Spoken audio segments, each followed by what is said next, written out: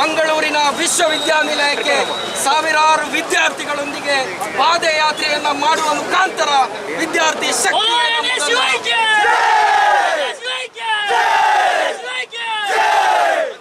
ಈ ಪರೀಕ್ಷೆಗಳನ್ನು ಯುಜಿಸಿಯ ತೀರ್ಮಾನ ಇದ್ದರೂ ಕೂಡ ಯುಜಿಸಿಯ ನಿರ್ದೇಶನ ಇದ್ದರೂ ಕೂಡ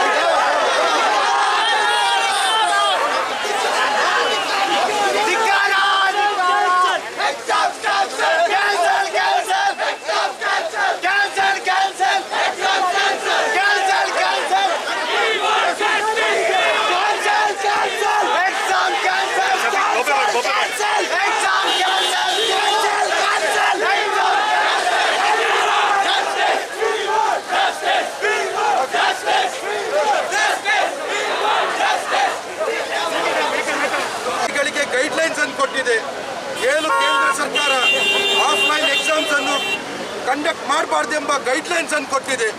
ಅದರ ವಿರುದ್ಧವಾಗಿ ಇವತ್ತು ರಾಜ್ಯ ಸರ್ಕಾರ ವಿಶ್ವವಿದ್ಯಾನಿಲಯದ ಮೇಲೆ ಒತ್ತಡವನ್ನು ಹಾಕಿ ಇವತ್ತು ಆಫ್ಲೈನ್ ಎಕ್ಸಾಮ್ ಮಾಡುವಂತಹ ಷಡ್ಯಂತ್ರ ಹುನ್ನಾರವನ್ನು ಮಾಡ್ತಾ ಇದೆ. ಬಿಜೆಪಿ ಸರ್ಕಾರ ವಿದ್ಯಾರ್ಥಿಗಳ ಜೀವನ ಜೊತೆ ಚೆಲ್ಲಾಟವನ್ನು ಮಾಡುವಂಥ ಈ ಬಿಜೆಪಿ ಸರ್ಕಾರದ ವಿರುದ್ಧ ನಮ್ಮ ಹೋರಾಟ. ಬಿಜೆಪಿ ಸರ್ಕಾರ ಒಂದು ಕಣ್ಣಿಗೆ ಬೆಣ್ಣೆ ಒಂದು ಕಣ್ಣಿಗೆ ಸುಣ್ಣ ಹಾಕುವಂಥ ಕೆಲಸ ಕಾರ್ಯವನ್ನು ಮಾಡ್ತಾ ಇದೆ.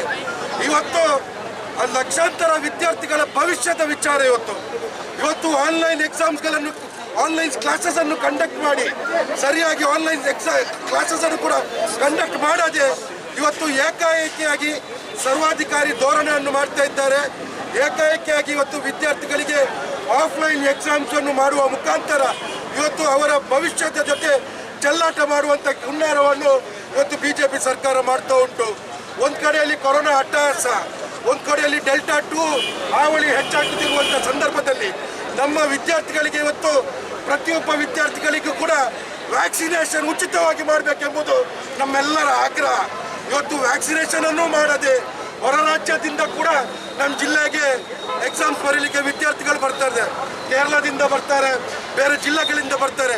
ಇವತ್ತು ಯಾವುದೇ ರೀತಿಯ ಸಾಮಾಜಿಕ ಅಂತರವನ್ನು ಕಾಪಾಡದೆ ವ್ಯಾಕ್ಸಿನೇಷನ್ ಅನ್ನು ಮಾಡದೆ ಇವತ್ತು ವಿದ್ಯಾರ್ಥಿಗಳ ಜೀವನ ಜೊತೆ ಚೆಲ್ಲಾಟವನ್ನು